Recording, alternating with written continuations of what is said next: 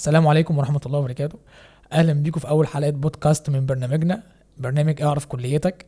أنا يوسف علام. هنتكلم النهاردة عن نظام الكلية وإزاي تذاكر وإزاي تحقق أعلى سكور في المواد الموجودة في الكلية، وإيه السوفت سكيلز اللي ممكن تأهلك لسوق العمل بعدين.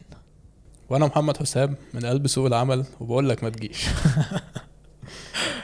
هكلمك عن سوق العمل ومجالاتك فيه وايه المهارات المهنيه اللي محتاج تكتسبها خلال فتره دراستك وازاي تستغلها صح. التنسيق يا ابني علوم، اكمل ولا احول؟ تكمل طبعا، لأن طالما أنت جيت علوم يبقى ده قضاء ربنا أراد إن أنت تبقى هنا، فأكيد مش هيضيعك. بس أهم حاجة تاخد بالأسباب اللي هتخليك تتفوق في الكلية وتتأهل لسوق العمل. طب ايه الاسباب اللي اقدر اخد بيها، او بمعنى تاني ازاي ابدا صح؟ تبدأ صح بإن أنت تلتزم إلى حد ما. مش بقولك خليك طالب مثالي، بس أنا ببقى في سنة أولى خارج من ثانوية عامة، خارج بدماغ معينة وداخل الكلية مرحلة تانية مختلفة تماما. يعني أنا لازم مفروض أحضر محاضراتي. أنا هسمع من الشباب أول ما أدخل ما تحضرش محاضرات، ملهاش لازمة، أمور كتير أنا ما ينفعش أتبعها. أنا لازم أخوض التجربة بنفسي ويبقى عندي معطياتي اللي هشكل عليها بعد كده قراري اللي همشي بيه خلال فترة الكلية. انت ممكن ما تستفيدش من المحاضرة بنسبة 100%، بس تقدر تستفيد ب50%. ممكن تسمع من كلمة او نصيحة من دكتور تغير مسار حياتك. ما قدامكش الكتاب بس تذاكر منه، يعني انت لازم تسمع من الدكتور المعلومة زي ما هو بيشرحها، حتى لو مش بأعلى اداء، لان انت ممكن تسمعها تاني من على اليوتيوب او من طالب خلص المادة وكان جايب سكور عالي فيها وفاهمها كويس. طب ما ذاكرش من الكتاب بس ليه؟ هقول لك لان من كان شيخه كتابه كسر خطأه عن صوابه. انت ممكن تقرأ معلومة وتفهمها غلط، يبقى البيزكس بتاعتك نفسها اتدمرت، تبدأ تبني عليها بعد كده معلومات مخطوئة تماما. فخلاصة الكلام ان انت لازم تحضر محاضراتك قدر الامكان، تذاكر من ورا الدكتور، وتقدر تستعين بمصادر خارجية. في نفس الوقت برضه لازم هو يكون واخد باله ان باب السعي الوحيد المتاح ان هو يمشي فيه خلال فترة كليته، خاصة اول سنة، هو دلوقتي ما قداموش غير حاجة واحدة، ان انا عندي محاضرات وهمتحن فيها فاينل في اخر الترم او اخر السنة. فلازم ان انا استغل نقطة السعي الوحيدة عشان قدام ربنا ما بقاش قصرت في حق نفسي. في نفس الوقت ابدا استغل المتاح معايا، فواحدة واحدة ده هيبدأ يعني يغير في شخصيتي، او يعني يفرق معايا في تشكيل شخصيتي اللي هتفيدني بعدين في سوق العمل او في مراحلي الجاية في الكلية. بالظبط، لازم اكون عامل اللي عليا، مذاكر كويس، حل الامتحانات، فاهم المادة كويس. لو عندي اسئلة المفروض ان انا اقوم واسأل الدكتور، تمام، لان يعني بيضيع العلم ما بين الخجل والتكبر، ان انا خاجلاني ان انا اسال الدكتور قدام الشباب. لا عادي جدا، ايه المشكله ان انا اقوم واقف واسال طالما فعلا انا عندي جاب في الحته دي وعايز افهمها. او التكبر ان انا متكبر على المعلومه. لما ابقى جمعت المعلومات دي كلها عن الماده وذاكرت بما يرضي الله بذكاء مش مجرد اجتهاد، وهنتكلم في النقطه دي، وقتها يبقى ليا عين لما اخرج من الامتحان اقول يا رب اجيب الفول مارك في الماده دي. بالظبط. ولو اعتمدت برضو على نظرة الجيل اللي انا فيه، او مثلا حد هيشوفني ده الشخص المجتهد، ده اللي بيعمل، ده اللي بيخلي، النقطة دي بيبان يعني اثرها فيما بعد او على المدى الطويل شوية.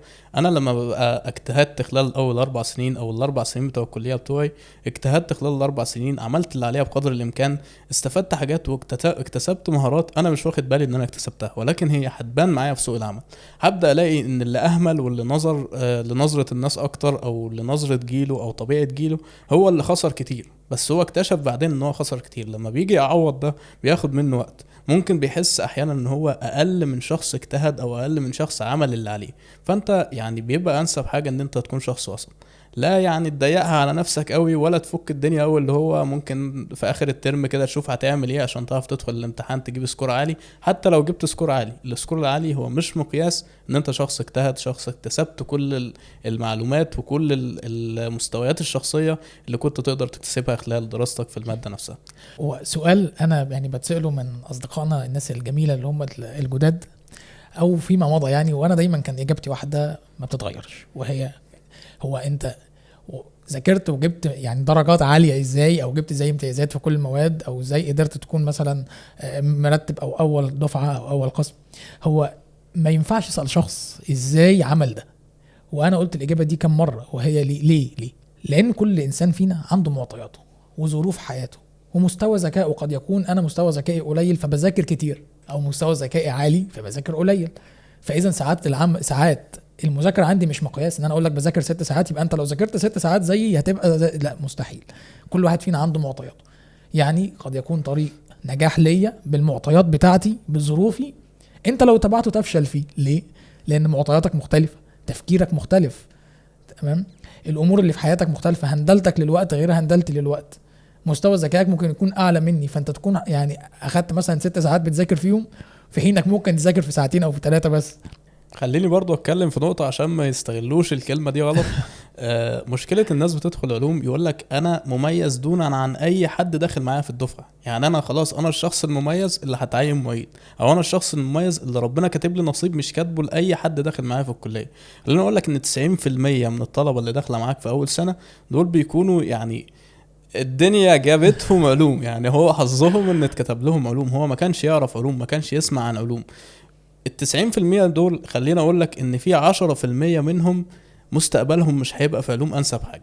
طب ايه هم ال10%؟ اللي هيركزوا على نقطه ان انا دايما خسران حاجه، ما بيبصش لنص الكوبايه المليان بمعنى صح، لا بص لنص الكوبايه المليان وسيبك من نص الكوبايه الفاضي. مش هتنساه بسهوله، ومش هتنسى ان انت فاتك كتير بسهوله، ولكن لو ما تخطيتش النقطه دي في اسرع وقت ما تلومش نفسك، ما تلومش نتائجك اللي ممكن تبقى اقل من زمايلك. فالنقطه دي مهمه قوي. اول حاجه في علوم لازم تكون شخص متواضع مع نفسك ومصداق مع نفسك. لو انت ما حكمتش على نفسك بشكل شخصي، ما تقارنش نفسك بغيرك، كل واحد ليه طبيعه وكل واحد ليه طريقه هيقدر يكمل بيها. لكن لو انا مثلا حكمت على نفسي بس وعرفت انا بدات منين وانا عند نقطه الصفر ولا تحت الصفر ولا هقدر اتاقلم امتى، هبدا واحده واحده الاقي نفسي يعني ما شاء الله بدات اقيم نفسي صح، بدات اوصل لمستويات انا ما كنتش اتخيلها في نفسي اصلا. وده طبعا هيفرق معايا جامد، وهيكون العقبه اللي انا تخطيتها عشان اقدر اشوف ربنا كاتب لي رزق فين او هيعوضني في ايه بالظبط.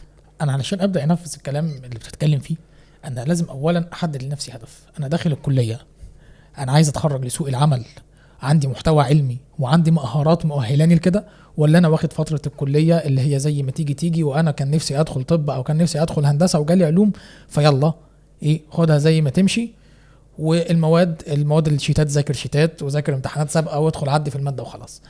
ده سبيل بيسلكه نسبه مش قليله، ومش عايز اقول نسبه بعينها بس مش قليله من الشباب، بس ده طريق غلط. انا المفروض ابقى محدد لنفسي هدف علشان اقدر اوصل له. ده مش كلام تنميه بشريه، ده كلام واقعي تمام، من قلب الحدث زي ما بيقولوا، والامثله كتير.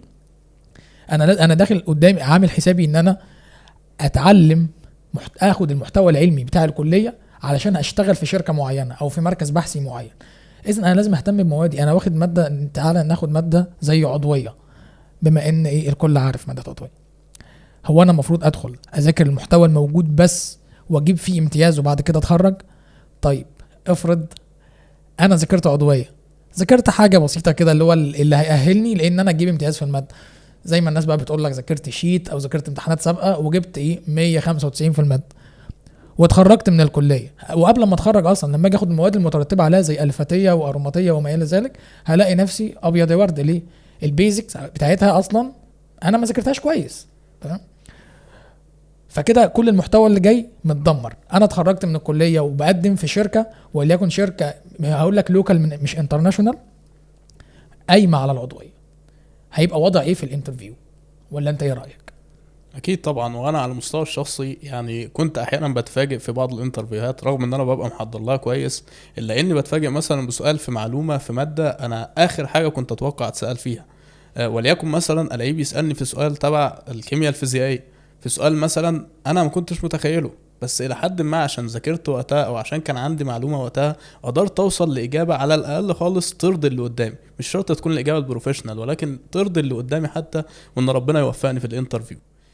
بس خلينا نتكلم الاول قبل ما نروح لسوق العمل، ان انا دلوقتي كطالب في فرقه اولى خلاص انا اقتنعت بالكلام وهبدا ان انا اشتغل على نفسي. ازاي اشتغل على نفسي صح؟ وازاي اقسم مراحل سعي في الكليه خلال ال4 سنين؟ ايه الدور المهم بالنسبه لي في سنه اولى؟ وبعد كده ايه الادوار المهمه التانية كشكل اكاديمي للمحتوى العلمي اللي انا محتاجه؟ انت دخلت سنه اولى زي ما انا قلت من شويه، انت جاي لسه من ثانويه عامه، فجاي بفكر معين وداخل على فكر تاني خالص، جاي من مرحله ستريس وناس فوق دماغك، وانت لازم توصل لتارجت معين، لمرحله انت فيها الاساس. انت وقتها مخير تماما انك تحضر محاضرتك. انت قبل كده كنت بتروح الدرس غصب عنك، دلوقتي انت بتحضر محاضره بمزاجك. ممكن ما تحضرش، تاخد الريكورد، تاخد السلايدز وتذاكرهم مع بعض كانك حضرت، بس صدقني ربنا مش هيساوي بينكم بين اللي حضر واجتهد وراح المحاضره نفسها وسمع من الدكتور وحضر وسط الناس وعمل علاقات ما بين اللي قاعد في البيت وبيسمع الريكورد. وخليني اقول لك برضو ان عشان ما يفهموهاش غلط، المساواة هنا مش اكاديمية. انت ممكن شخص ذاكرت في البيت وذاكرت ريكوردات وذاكرت محاضرات وجبت 195 من 200 مثلا، وممكن اللي حضر المحاضرات ده جاب 170 من 200. مش شرط التقدير الاكاديمي او النقطة الاكاديمية، كده كده ربنا هيعدل في المستوى اللي انت ذاكرت بيه. انت ممكن شخص قدرت تستوعب من الريكوردات وصور السبورة والكلام ده كله فقدرت تجيب تقدير عالي، بس هو اكتسب مهارات شخصية لنفسه هو مش هيحس بيها الا بعدين، لانه خد انطباع لشخصيات هو مشارك معاها في المحاضرة، خد انطباع لدكتور معين، سمع مثلا كلمة من دكتور معين فالكلمة دي علقت معاه فراح سأل الدكتور او سأل عنها بشكل تفصيلي اكتر بعد المحاضرة. فنقطة حضور المحاضرات زي ما قلت هي نقطة سعي، انا بسعى في الحاجة المتاحة قدامي، لان لو ما سعيتش في المتاح قدامي يبقى انا بهزر. ما انا في سنة اولى ما قداميش غير في سعي في المحاضرات. امتى ابدا اتكلم بقى ان انا ممكن يعني اجي على محاضرة في وقت معين او كده؟ لما بقى ندخل للمراحل الجايه، ازاي تأهل نفسك في السوفت سكيلز زي ما قلت، او مثلا في اللي هو تأهيل لسوق العمل. ما هو انا حضرت محاضرتي، انا اتعاملت اوريدي مع ناس جديده، ما انا في سنه اولى فاتعاملت مع ناس جديده طبعا، تمام. فهيبدا يبقى في ريليشنز، هبدا اكتسب مهارات اجتماعيه اللي كوميونيكيشن سكيلز اللي الناس بتروح تاخد كورسات فيها بارقام محترمه، تمام.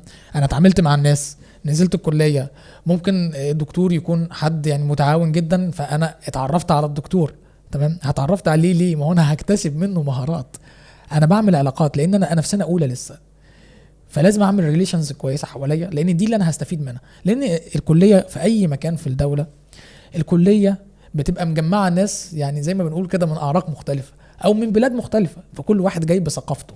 فانا لما بتعامل مع الناس دي كلها انا بكتسب كميه سوفت سكيلز مش طبيعيه، تمام. انا لو دكتور طلعني اتكلم قدام طلبه، انا دلوقتي باخد كورس بابليك سبيكينج، انا بطلع اتكلم قدام الناس، كلام قدام جمهور، انا بكسر الحاجز ده عندي. انا لو قدرت اتكلم قدامهم اول مره، حتى لو اتحركت تاني مره مش هبقى محرج، انا يبقى عندي خبره من المره اللي فاتت. فده اول حاجه بالنسبه لمرحله سنه اولى، ان انا لازم ابدا اهتم بالمحاضرات وابدا اهتم بقى بالمذاكره، اذاكر صح. من انا في معلومه مش عارفها اسال دكتور الماده، اسال على اليوتيوب، اسال دكتور تاني بترتاح له، اسال حد من اصحابك الاكبر منك اللي انت شايفه في بوزيشن كويس، مش اي حد، لان انت لازم قبل ما تسال حد معين تبقى شايف الشخص ده فين. ما تسيبهاش للصدفه يعني بمعنى صح. ما تسالش اي حد عابر سبيل وتقول له يروح جاي ضلك موديك في سكه صاحبك يعني لسكه غلط تماما. اسال حد انت واثق فيه. يبقى الاسئله. فانا في سنه اولى لازم احضر، اسال كتير، لان دي المرحله اللي انا بعمل فيها اساسيات لنفسي. انا بعمل بيزكس اللي هطلع عليها تانية وتالتة ورابعة، وبعد كده هخرج لسوق العمل. فانا اهتميت بمحاضراتي، اهتميت ان انا بسال، ما بسيبش اي جاب عندي، ما فيش عندي اي فجوات خالص. انا كده عديت مرحله سنه اولى بنجاح. طبعا جبت بقى جيد جدا، جبت امتياز، جبت جيد. سنه اولى مش مقياس خالص. طب هو انا اصلا عشان اعدي من سنه اولى، وانا سمعت ان الدراسه انجليزي والكلام ده كله، هل لازم اخد كورس انجليزي؟ اطلاقا. في فرق ما بين الانجليزي كلغه والانجليزي اللي هو الحاجه الاكاديميك، تمام، الحاجه الساينتفك اللي هي المصطلحات الانجليزيه نفسها. طب انا قعدت ادرس 4 سنين علوم انجليزي، هل معنى كده ان انا اقدر اطلع اتكلم باللغه الانجليزيه؟ اكيد لا. بالظبط. دي مصطلحات علميه، وخد بالك مش كلها انجلش، في منها حاجات لاتيني، او معظم المصطلحات اصلا العلميه او اللي هي في الكيمياء او هي في الكيمياء حاجات لاتينيه. يمكن حصلت معايا على المستوى الشخصي ان انا قعدت اترجم في كلمه حوالي ساعه، وفي الاخر اكتشفت ان هي اسم العالم اصلا، ودي حصلت مع ناس كتير بالفعل يعني. فهو بالزبط. فعلا الانجليزي هو كل اللي عاوزه ترجمه جوجل، انا هفتح ترجمه جوجل، الكلمه اللي مش فاهمها هترجم الكلمه، بس ده هياخد مني مجهود. بس خليني اقول لك، لو المجهود انت ما عملتوش في فرقه اولى هتعمله امتى؟ هيبقى اضعاف المجهود لو انت عملته في سنه تانية، لان انت المجهود اللي محتاجه في اولى راكمته مع المجهود اللي محتاجه في تانية، حتى لو عديت من اولى بسكور كويس. ما عشان كده بقول لك سنه اولى لازم تبني نفسك فيها، تعمل لنفسك ليفل كويس في اللغه. ابدا خد كورس انجليش، مش مشكله، عادي، حاجه كويسه، علشان اصل محتوى الكتاب اللي انت بتقراه محتوى انجليش، هو بيشرح بالانجليش. في مصطلحات لاتيني، دي الترمينولوجي بتاع الماده اللي بتدرسها، ما انت الترمينولوجي بتاع الكيمستري غير الترمينولوجي بتاع الجيولوجيا غير الترمينولوجي بتاع المواد الاخرى مثلا في الرياضه. فالترمينولوجي بتاع الماده انت مجبر عليه. طب طريقه بقى توصيل معلومه، اصلا انت بتقرا الكتاب اللي هو مكتوب اوريدي بالانجلش، فانت لازم برضو الاول تبدا تترجم بجوجل. بس مش هفضل 4 سنين اترجم بجوجل، خلاص انا ترجمت باراجراف 2 3 فخلاص بقى المفروض ان انا يعني مش هكمل الكتاب باللغه العربيه، انا خلاص فهمت السياق اللي بيتكلم بيه مؤلف الكتاب ده، فهبدا اكمل. فاللغه الانجليزيه انا مش شايف ان هي معضله خالص، انا شايف انت تقدر الاول تستعين بجوجل ترانسليت، بعد كده بمرور الوقت انت هتبقى افضل في اللغه. غير كده كمان اكيد في ناس سبقوني في المواد ديت وقدروا يوفروا لي مثلا ملخصات اصلا هي مترجمه في حد ذاتها، او قدر مثلا يوصل لي المعلومه بشكل ريكورد بسيط كده حطه مع PDF مثلا، يبدا يوصل لي المعلومه ازاي استغلها، او ازاي ان انا ابسط على نفسي او اختصر على نفسي وقت. فانا لازم على الاقل خالص اسعى ان انا ادور الحاجات دي فين وابدا اذاكر منها ازاي، مع اهتمامي طبعا بالمحاضرات وان انا اتابع اول باول ايه اللي بيتم خلال الترم. حلو. الPDFات طبعا والورق اللي موجود في المكاتب،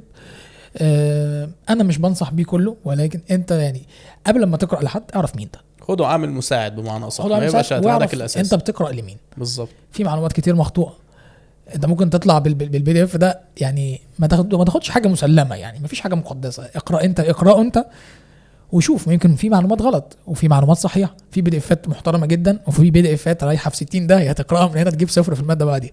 تمام، مظبوط اكيد. فانت اعرف انت بتقرا لمين الاول، وحكم عقلك، ما هو انت بتقرا وفي معاك المرجع الاساسي اللي هو الكتاب، فتقدر تذاكر من اوراق الناس وتقدر تعمل لنفسك ملخصات، يعني تقدر تعمل لنفسك ملخصات، دي بتفيدك جدا في المذاكره في نهايه السنه. ده طالب اولى، انت بتقعد في سنه اولى تاسس لنفسك، تتعلم لغه الى حد ما، في الترمينولوجي بتاع الكيمياء لو انت كيمياء مش هتتغير الترمينولوجي فاعرفها، تمام. حط لنفسك طريقه معينه في المذاكره، ما تسيبهاش بالبركه كده، لو انا روحت النهارده كان عندي محاضره عضويه ومحاضره الفتيه مثلا، خلاص انا روحت ذاكرتهم، تمام. ماذا بعد؟ صدقني الاسبوع اللي جاي انت هتروح مش هتذاكرهم، خلاص انت اول اسبوع مشيت بجدول، حطيت جدول تمام ومشيت بيه، مش هتلتزم بيه. فانت اعمل لنفسك طريقه معينه في المذاكره. انا عارف ان انا مثلا يوم الاحد انا بذاكر فيه عضويه، خلاص يبقى انا مفروغ من الموضوع ده. طب انا عايز اقلل على نفسي المذاكره دي، احضر محاضراتها، ما تسجلش ريكورد، او سجل ريكورد. علشان احنا ليه بنسجل ريكورد؟ علشان نستعين بيه لو احنا سقطنا دقيقه ولا دقيقتين من المحاضره، لكن مش عشان يكون ده المين الاساس بتاعي، لان يعني نظريه الريكوردات دي سقطت الصراحه. ليه احنا بنسجل ريكورد بنروح نحطه مع الريكوردات القديمه؟ حصل فعلا. خلينا اقول برضو يعني ان هو ليه لازم يخترع او يشوف طريقه انسب طريقه لنفسه نفعت معاه، لان هو بيعمل في سنه اولى كانها دراسه جدوى، هل الطريقه دي هتنفع معايا فعلا ولا لا. انا دلوقتي ذاكرت بطريقه معينه، جيت اكتشفت في الامتحان ان المفروض كان في حاجه اعملها عشان اقدر يعني افهم الماده محتاجه ايه، اسلوب الدكتور محتاج مني ايه بالظبط. فدراسه الجدوى اللي انا عملتها في اولى هقدر استغلها في تانية وفي تالتة وفي رابعه، خاصه في سنه تالتة، لان تالتة هي بتحتاج يمكن المجهود الاكبر شويه في الكليه، وتالتة دايما هي الفجوه بين تانية ورابعه. انا خلاص تانية خلصت يعني الاساسيات او البيزكس تممت عليها، وبدات اشوف ايه الادفانسد، لان انا كان اخر العضويه مش فاهم يعني ايه كيمياء مثلا وظيفيه او فانكشنال جروب، فحبدا افهم يعني ايه كيمياء وظيفيه، فبدات اشوف مواد غريبه شويه. المواد الاغرب بالنسبه لي يمكن هشوفها في فرقه ثالثه، بعد كده حاجه في رابعه بقى خلاص مفيش شغف مذاكره. طب ايه اللي هيساعدني او هيكون يعني مكيال قصاد شغف المذاكره اللي قل؟ هو المجهود اللي انا عملته في اول 3 سنين، هيبسط عليا التعامل مع المواد في سنه رابعه، وهتخرج بكل سهوله ان شاء الله. وانا داخل سنه تانية دي بتبقى مرحله كريتيكال شويه بالنسبه لي. ليه؟ انا طالع من سنه اولى باذل مجهود كويس جدا، بس في الناحيه الاكاديميه ما كانش عندي وقت ان انا اكتسب مهارات او ان انا اشارك في كيانات. انا دخلت سنه تانية، حلو بقى ابدا اشتغل على نفسي، انا خلاص عملت الاساسيات بتاعتي في سنه اولى، بقيت قوي في المواد، بقيت عارف ازاي اذاكر من كتاب انجليش من غير ما اترجم. حلو، انا دخلت سنه تانية دلوقتي، المفروض اعمل ايه؟ انا هبدا ادرس مواد مور ادفانسد، مواد يعني عاليه شويه، يعني كنت بدرس عضويه، لا هاخد الفتيه وارماتيه. المفروض ان هم بالنسبه لي يبقوا تمام. ليه؟ لان انا اخدت الاساس كويس واشتغلت على نفسي فيه. طيب هلاقي عندي بقى جزء من الفراغ. ليه هلاقي عندي فراغ؟ وقت كويس جدا انا فاضي فيه، لان خلاص انا بذلت التاسيس في سنه اولى، خلاص الجهد الاكبر عملته في سنه اولى، فاكيد هرتاح شويه بعدين لما ادخل في سنه تانية ابدا بقى اشتغل على نفسي شويه. خلينا نقسم برضو وقت الفراغ عشان ما نتوش الناس مننا، خلينا نقسم وقت الفراغ لحاجتين. ازاي اقدر استغل وقت الفراغ ده في اللي يفيدني في الجانب الاكاديمي؟ خلاص اللي احنا بدأنا عليه ودراسة الجدوى اللي عملناها في الدراسة في سنة اولى هقدر اطبقها في سنة تانية واطور منها بالنسبة لي عشان اطلع احسن نسخة مني. ايه بقى اللي اقدر استغله في وقت الفراغ يطور لي المهارات اللي هي الناعمة او السوفت سكيلز اللي بيقولوا عليها؟ وايه اللي اقدر يعني اتعامل بيه في سوق العمل من ناحية السوفت سكيلز، وفي نفس الوقت ازاي ابدأ اتعرف على سوق العمل من اول سنة تانية بالنسبة لي. في وقت الفراغ اللي انا هستغله في ان انا اشتغل على نفسي واستثمر في نفسي، بالنسبه للكيانات التطوعيه الموجوده في الكليه واللي موجوده في الجامعه انا اقدر اشترك فيهم. تمام. الكيانات التطوعيه حاجه جميله جدا. ليه؟ لان انا ببدا اتعامل مع فئه من الناس هم شغالين كفريق عمل، تيم وورك مع بعض. تمام. ده في كتب كتير عن ذا باور اوف تيم وورك، ان انا اشتغل في وسط فريق. دي مش حاجه سهله، بس هكتسبها بمرور الوقت. طب هتكتسبها امتى؟ بعد ما تتخرج؟ يستحيل، مش هتلاقي وقت. تلاقي الجيش فتح لك دراعاته وانت عايز تتخرج عشان تدخل سوق العمل والجواز. لا، فانت مرحله الكليه ما ينفعش تضيعها. وانت في سنه تانية قلت لك مرحله كريتيكال، ادخل في كيانات تطوعيه. وما تدخلش انا عايز ادخل بي ار، عايز ادخل اتش ار. لا، اهدى، اسمع عن كل اللجان دي وشوف نفسك انت ممكن تكون مؤهل لايه، او انت حابب تعمل ايه. يعني شوف انت بتعرف تعمل ايه، ولما هتعمله هتقدر تبدع فيه والمجتمع هيستفيد منك. ادخل كيان تطوعي، اتعامل مع ناس اكتر، خد تاسكات، والتاسكات دي نفذها. وهتنفذها اول مره يعني بليفل معين، بعد كده هتعلى، بعد كده تبقى تيم ليدر، تقدر تتعامل مع تليد ناس تحتك. تمام. ده مرحله الفولنتيرنج ورك. لازم يبقى عندك فولنتيرنج ورك، عمل تطوعي. ده انت بعد كده بتيجي تقدم في اي شركه بيقول لك ايه ده، هل ليك سابقه اعمال تطوعيه؟ طبعا لو معاك شهاده من عمل تطوعي او من جمعيه خيريه، اي كيان تطوعي، بيبقى سكور كويس جدا ليك. تمام. وده هيكسبك مهارات انت هتاخد فيها كورسات بعدين. هتقولي طب السوفت سكيلز اللي المفروض ادرسها ايه؟ هو طبعا ما فيش حاجات ستاندرد، بس يعني دي حاجه بترجع لك. طبعا الكوميونيكيشن سكيلز، اللي هو انا ازاي اعمل مهارات تواصل اجتماعي، اللي هو انا ازاي اتعامل مع الدكتور، مع الطالب، مع العامل، مع طبعا مع احترامنا لكل الناس، مع سواق الميكروباص اللي بره. ازاي اتعامل مع كل فئات المجتمع. دي هتكتسبها بانك تنزل الفيلد بنفسك بقى، تنزل وتتعامل وتحط نفسك، عارف انت بريكز ايس، انزل وتعامل، هتستفيد. لان مره هتخطئ، يعني من جهلنا نخطئ ومن اخطائنا نتعلم. هتخطئ مره، المره الثانيه هتكون اتعلمت. دي هتكتسب بيها مهارات التواصل الاجتماعي. طب انا مش فاضي انزل الفيلد والكلام ده، انا راجل عايز ايه؟ انا راجل اكاديمي بحب ادرس. حلو جدا، ادخل على كورسيرا، ادخل على يودمي، هتلاقي فيه كورسات كامله عاملها اجانب وناس عرب وفي ناس مستشرقين كمان. اسمع كورس للكوميونيكيشن سكيلز. طيب انت كراجل باحث موجود في كليه العلوم، يفيدك قوي البابليك سبيكينج او الحديث امام جمهور. لان انت راجل هتعمل ماجستير، بعدين هتعمل دكتوراه، هتطلع تقدم بحث، لازم تكون تقدر تقف قدام جمهور وتتكلم وتنظر لعيون الناس كده، ما بين واحد قاعد باصص لك فخور بيك، وواحد حاقد عليك، وواحد بيتريق عليك، وواحد لازم تقدر تقف تتكلم وسطهم وتقدم المحتوى بتاعك من غير ما تتاثر بيهم. دي اسمها البابليك سبيكينج. طب انا عايز اكتسبها. انت ممكن تطلع تتكلم في ايفنت، تطلع هوست الايفنت من الايفنتات اللي بتتم في الكليه، هتكتسب المهاره دي. طيب انا راجل اكاديمي، خد الكورس من على كورسيرا زي ما قلت لك، او من على اليوتيوب. لو انت مش هتدفع، يعني انت عايز حاجه فور فري، من على اليوتيوب هتلاقيه موجود، هتستفيد جدا. ففي يعني لو انا هفصل مهارات التواصل او اللي هي السوفت سكيلز، هقول لك انت عندك البابليك سبيكينج، دي حاجه مهمه جدا لطالب علوم لانه هو باحث المفروض يقدر يتكلم قدام جمهور. عندك الكوميونيكيشن سكيلز، دي هتكتسبها افضل بالتعامل في وسط التيمات والكيانات التطوعيه.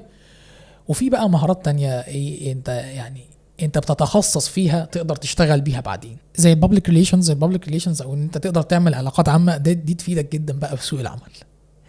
في كل الشركات لا تخلو من العلاقات العامه، حتى المؤسسات الحكوميه فيها جانب البي ار، تقدر تعمل علاقات محترمه جدا. وغير كده البابليك ريليشنز او البي ار ده واجهه اي شركه او اي مؤسسه، هم البي ار بتوع. دي حاجه تفيدك في سوق العمل. تقدر تدرس بادي لانجوج، اللي هو انت ازاي بقى بتتعامل مع لغه الجسد وتفهم اللي قدامك عن طريق الاي كونتاكت وما الى ذلك. مش عايزين ندخل في تفاصيلها، بس انا بفتح لك ابواب تقدر من خلالها ان انت توصل لليفل كويس جدا لما تيجي تطلع سوق العمل، تكون كواليفايد لسوق العمل. ما تكلمنا بقى عن سوق العمل والمهارات اللي عمالين نقول للناس عليها دي، ازاي يقدروا يستفيدوا بيها هناك. طبعا يعني سيبكم اللي قلته في اول الفيديو، تنورونا طبعا في سوق العمل وتتهانوا معانا في سوق العمل عادي، مفيش اي مشكله. ولكن هي الفكره كلها في سوق العمل. طبعا انت اتكلمت على نقطه البي ار، او اتكلمت عن يعني مهارات السوفت سكيلز. هو برضو الناس بتفهمها، وانا كخريج علوم هطلع اشتغل بي ار؟ لا، هي دي ممكن حاجه تفيدك بشكل جانبي وانت طالب. انت ممكن تشتغل بابليك ريليشنز وانت طالب، حاجه جانبيه تقدر توفر فيها بيها مصاريف جانبيه، بتفيدك في الماركتنج، بتفيدك برضو ان انت يكون بتكون شخصيتك عشان تفرق معاك في سوق العمل. طيب خليني بقى اكلمك على المهارات المهنيه لسوق العمل، وازاي بتشتغل على نفسك لسوق العمل كطالب علوم. انا عاوز بقى حاجه في مجال انا بشكل صح، او حاجه تكنيكال بقى. ازاي ابدا اشتغل على نفسي في ده؟ هقول لك ان وانت في تانية كليه زي ما يوسف قال كده، احنا معانا وقت فراغ. طب وقت الفراغ ده انا استغله ازاي لسوق العمل؟ اتعرف على سوق العمل.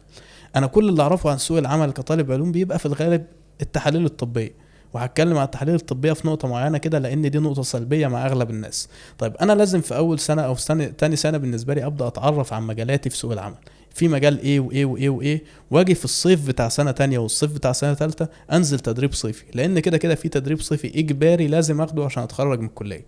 فانا لو بدات انزل تدريبات صيفي في سنه تانية، في صيفي سنه تانية وصيفي سنه تالتة، هتفرق معايا بدرجه 180 درجه، لان انا هبقى اتعرفت على مجالات سوق العمل بتاعي وشفتها بشكل واقعي بشكل عملي.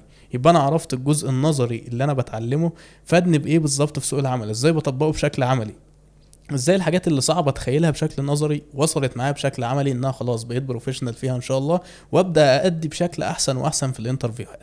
طيب انا دلوقتي خلاص وصلت لسنه رابعه، اتدربت في سنه تانية واتدربت في سنه تالتة، لازم خلال التدريبات ازود علاقاتي مع الناس. يعني لازم الاتش ار ده مثلا لو انا معايا رقمه، الشخص اللي اشتغل في المعمل ده مثلا اخد رقمه، بحيث ان انا احاول اول ما اتخرج ادور على فرص مع الناس دي الاول، اكلم فلان وفلان وفلان واقول له والله انا اتخرجت، ممكن ترشح لي مثلا لو في شركه طالبه ناس، لو مثلا الشركه عندكم طلبت، وهكذا. بيبدا العلاقات بتفرق معايا. طب انا اصلا لو ما عنديش مهاره التواصل مع الناس مش هقدر اتكلم معاه في حاجه زي كده، او هتحرج اتكلم في حاجه زي كده، وده هيضيع عليا فرص كتير طبعا.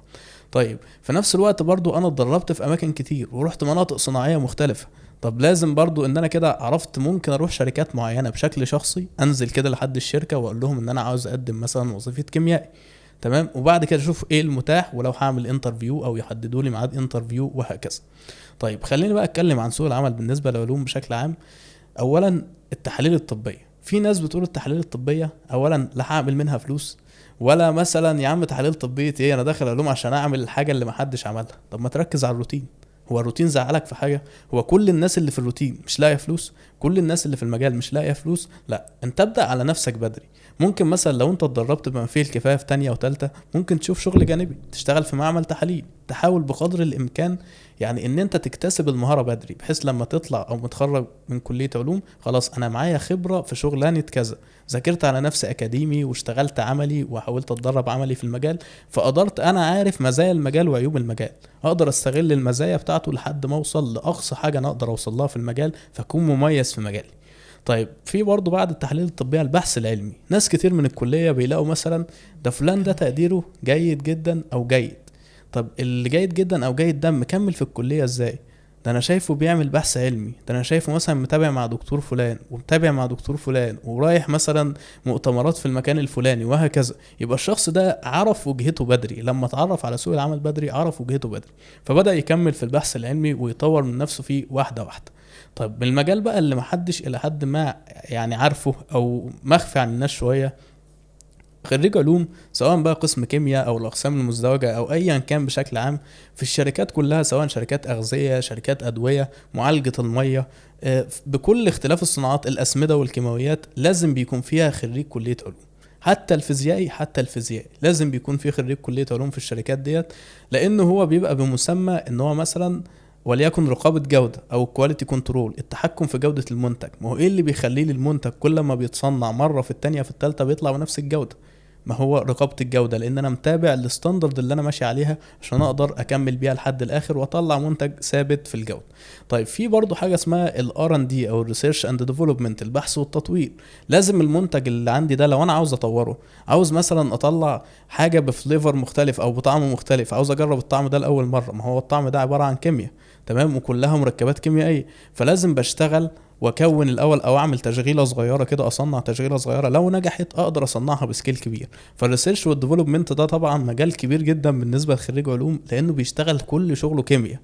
طب ايه المجالات مثلا؟ ممكن اقول لك الاسمده والكيماويات، ممكن اقول لك البوليمرات دي، واللي يمكن ناس كتير ما تعرفش، انا بدرس بوليمر بس مش فاهم يعني ايه البوليمرات دي. هي كل انواع البلاستيك، اي نوع بلاستيك بيدخل في صناعه هي بوليمرات، سواء صناعات بلاستيكيه عاديه، سواء مثلا المصانع بتاعت الاجهزه الكهربائيه، ما انت بيدخل معاك صناعه البلاستيك.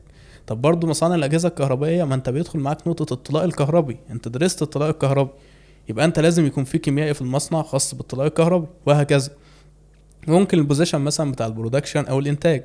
انت ككيميائي في شركه كيماويات طبيعي هيحتاج حد برودكشن كيميائي، غير البرودكشن او الانتاج بتاع كليه هندسه اللي بيتعامل مع الالات بشكل مباشر. لا، انت بتتابع العمليه من الناحيه الكيميائيه اكتر.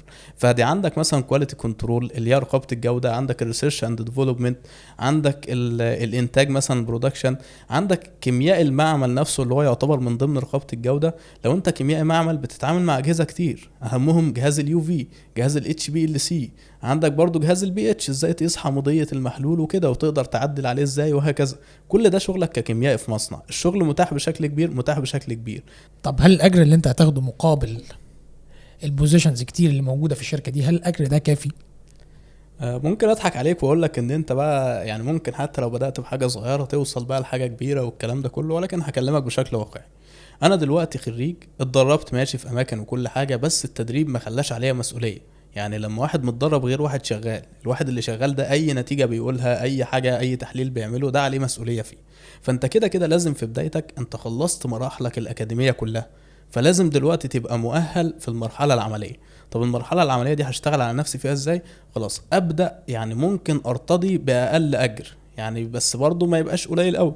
يعني اشوف مثلا رينج المرتبات ماشي ازاي، واشوف اقل حاجة اقدر امشي عليها ازاي حسب المكان قريب مني ولا بعيد. ابدا اخد سنة على الاقل خبرة، تفرق معايا ان انا ابدا اتكلم بقى في المرتب براحتي، اتفاوض مثلا مع شركة تانية احول لها. كل ده هيفرق معايا. ممكن الشركة اللي انا فيها اصلا تقدرني بشكل شخصي ان انت مثلا شخص مجتهد، ان انت تقييمك عالي، فاقدر ان انا مثلا ازودك عشان ما تضطرش تمشي وتسيبني مثلا تروح لشركة تانية. ايه الكورسات اللي طالب علوم يقدر يدرسها تأهله لسوق العمل؟ انا على المستوى الشخصي ما بفضلش ان حد مثلا يبدا في الكورسات بدري. انت ممكن تخلي الكورسات دي في سنه رابعه. ليه؟ انت لما بتحدد مجال معين هو الاقرب ليك بشكل واقعي. يعني انت مثلا لو عرفت ان حد هيوفر لك فرصه في شركه اغذيه، فهتحتاج مثلا بعض الكورسات زي مثلا الكورس الهسب اللي هو ال HACCP. ده بيقول لك Hazard Analysis Critical Control Point، يعني النقطة اللي صعب عندها كمل، دي اللي ممكن يحصل عليها مشكلة لو انا كملت تصنيع الغذاء ده. فانا بدرس بقى كل مصنع بيحط لنفسه خطة، الخطة دي بيقول ايه المخاطر اللي ممكن تقابلني في تصنيع الغذاء ده مثلا، او تصنيع الدواء ده، او ايا كان. فانا لازم اكون عندي فكرة عن ال HACCP مثلا في سنة رابعة قبل ما اتخرج. لازم كل كورس من الكورسات دي هيبقى عندي فكرة بيها. طب الفكرة دي هل لازم اخد بقى كورسات من اول سنة في الكلية والكلام ده كله؟ لا، ممكن في سنة رابعة افضل نفسي وقت اعرف ايه الكورسات اللي انا محتاجها في مجال الاغذية، ايه الكورسات اللي انا محتاجها في مجال الادوية، ايه الاساسيات العملية، الاجهزة العملية اللي انا هشتغل بيها كلها في سوق العمل. ودي باذن الله هتلاقوا ناس سبقوكم موفرينها، وموجود ليها جروبات على التليجرام، وموجود حاجات باذن الله تفيدكم بيها بشكل ايه مجاني كله ان شاء الله. يعني زي نظام الماجستير كده، الطالب اللي بيتخرج او شخص بيتخرج من الكليه عايز يعمل ماجستير وخلاص، انا عشان ابقى عملت ماجستير او يبقى معايا درجه الماجستير.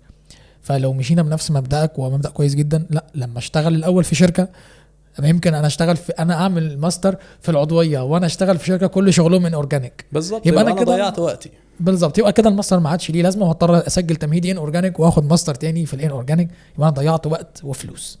بالظبط كده. طب بمناسبة الماستر بقى، خلينا نختم بحتة الكريز بقى بتاعت كلية علوم، وهي البحث العلمي، واللي ناس كتير لسه يعني ما عندهاش اي فكرة بالبحث العلمي، ازاي يقدروا يطوروا نفسهم منه بدري، وازاي يستغلوه صح ويفيدهم في سوق العمل برضه. طبعا انا اقدر ابدا بحث علمي، انا يعني بفضل موضوع البحث العلمي ده كطالب علوم. ابدا من تانية، ركز في اولى بس في المجال الاكاديمي شويه، اعمل قاعده لنفسك، يعني ابدا كبير يعني.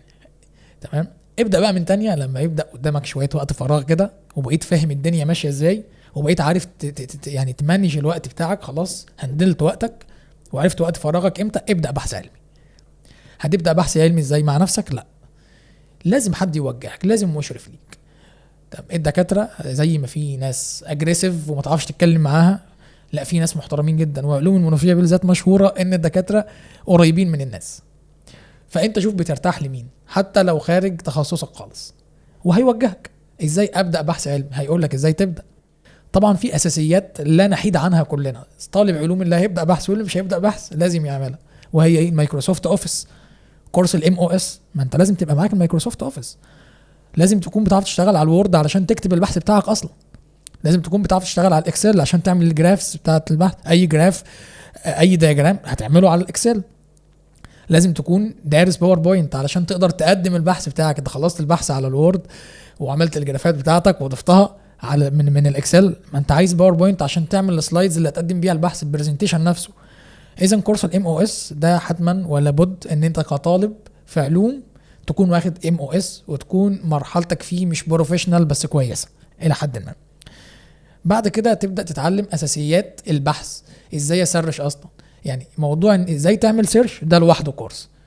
انا مش بعقد الدنيا، بس انا بقول لك ان انت تسرش صح، تبقى راجل، تبقى انت يعني بتبحث بطريقه محدده. ما انتش بتبحث على جوجل. انت جوجل لو كتبت عليه مثلا كيمستري هيجي لك منتج كيميائي، هيجي لك بحث كيميائي، تمام، هيجي لك مواد كيماويه. اذا لازم تبقى محدد في البحث وعارف ازاي بتبحث صح. وبعد كده هتتعلم طبعا المواقع اللي بتقدم لك ابحاث علميه، تمام، زي مثلا سبرينجر وغيره وغيره. المواقع اللي عليها الابحاث او الناس بتنشر عليها او المجلات اللي موجوده. هتتعلم ازاي تتعامل على جوجل سكولر. طبعا دي كلها ليفلز، يعني هي ادفانسد، بس بتيجي واحده واحده. انت المشرف اللي معاك او الشخص اللي هيبدا يعلمك ازاي بحث علمي هيعرفك الكلام ده كله. بعد كده تبدا تتعلم اساسيات الكتابه. ما هو كتابه البحث العلمي سواء كان بيبر بتنشرها او كانت رساله فيما بعد او كان مجرد بحث انت بتعمله، ليه اساسيات في الكتابه. كتابه الباراجراف نفسه ليه تنسيق معين، المين تايتل ليه تنسيق معين، السب تايتل ليه تنسيق معين، التوبكس اللي بتكتبها ليها تنسيق، الصور والجداول كل ده ليه تنسيق معين. لازم تتعلم ان كل معلومه انت بتجيبها لازم لها ريفرنس. انت معاك معلومه معينه، عايز اعرف الريفرنس بتاعها انت جايبها منين. دي كلها اساسيات انت بتقدر تتعلمها. وفي 1000 حد في كليه العلوم من اعضاء هيئه التدريس او من الشباب الكبار اللي هم بداوا بحث قبل كده يقدر يفيدك ويوجهك فيها. بالظبط. ولازم برضو ان انا ما استصعبش الخطوه، لان كده كده ما حدش بيطلع السلم مره واحده. اطلعه خطوه خطوه وابقى عارف ان انا ماشي في الطريق الصح، الطريق اللي فيه شغفي، عشان اقدر بقدر الامكان يعني اقدم اقصى حاجه انا اقدر اقدمها بمعنى صح في المجال ده. في شباب بدأوا في الموضوع ده وعملوا فعلا فريق بحثي وموجودين مع احد اعضاء هيئه التدريس بدون ذكر اسامي يعني، وحد متعاون جدا. وهم ما شاء الله تعلموا كل اساسيات الاي بي اي سيستم اللي هو نظام الكتابه اصلا في رسائل الماجستير والدكتوراه، وشغالين على بحث محترم دلوقتي وبينشروا وهم لسه طلبه. فتخيل لما تبقى طالب وبتنشر وليك سايتيشن، ده حاجه كبيره جدا. ده يسهل عليك لما تيجي بعد كده تعمل دراسات عليا، لما تيجي تعمل ماستر. الماستر ما ياخدش في ايدك 2.5 سنين. ليه؟ لان انت دارس، انت فاهم. لما تيجي تشتغل ار ان دي في اي شركه بعدين في سوق العمل، انت راجل سرشت قبل كده وعارف اساسيات السيرش عامل ازاي، فده هيسهل عليك شغلك جدا. على الجانب التاني برضو في ناس بتسعى في مجالات تانية، فكل واحد بيسعى في مجال هيوصل فيه. فانا ما ينفعش ادخل وجه المقارنة، لان لو دخلت وجه المقارنة وانا في علوم بالذات هظلم نفسي وهظلم اللي معايا. يعني دايما انا خلاص انا مشيت في طريق اقارن نفسي قبل كده كنت فين ودلوقتي وصلت لفين، لكن ما بصش لغيري وصل لفين. انا هوصل للي هو وصل له بس في مجال انا وبمجهود انا وبسعي انا. في نهايه حلقتنا احنا مبسوطين ان انت كنت معانا محمد النهارده، وان شاء الله يكون لقاء مثمر والناس تستفيد منه، ومش اخر حلقه ان شاء الله نقدمها. طبعا يا جماعه احنا مبسوطين ان احنا كنا معاكم النهارده، ويا ريت تقولوا لنا رايكم في التعليقات لو في اي تعليق على اي حاجه، ولو في اقتراح لمواضيع اخرى او لاشخاص يظهروا معانا في البرنامج طبعا تحت امركم ونجيبهم. وما تنسوش طبعا لايك وسبسكرايب وتقولوا لنا رايكم في التعليقات. تكبيس بالتوفيق لكم جميعا ان شاء الله. سلام.